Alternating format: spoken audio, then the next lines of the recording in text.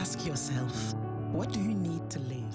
Few organisations can claim to have done so much to tackle three of the world's most deadly and preventable diseases. But as the global fund to fight AIDS, tuberculosis and malaria turns 10, tough economic times threaten its future. Most of the fund's money comes from the world's most developed countries, the United States, France, Germany, Japan and the UK.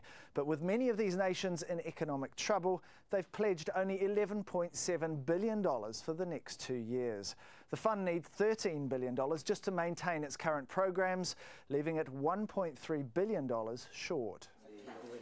The fund has cancelled all new projects and focused its resources on existing programs.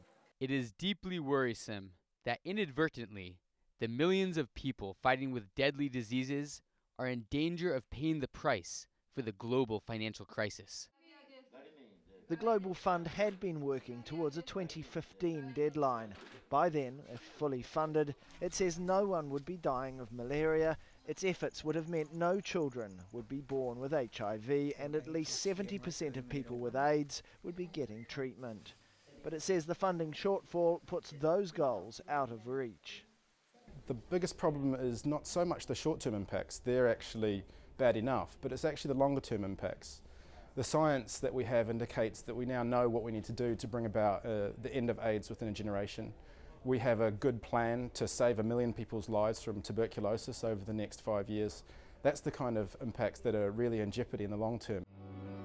In its time, the Global Fund's donors have helped make significant gains against 3 devastating diseases and have improved millions of lives. But it could be argued that the true measure of their generosity is whether the fight against these diseases will continue in harder financial times.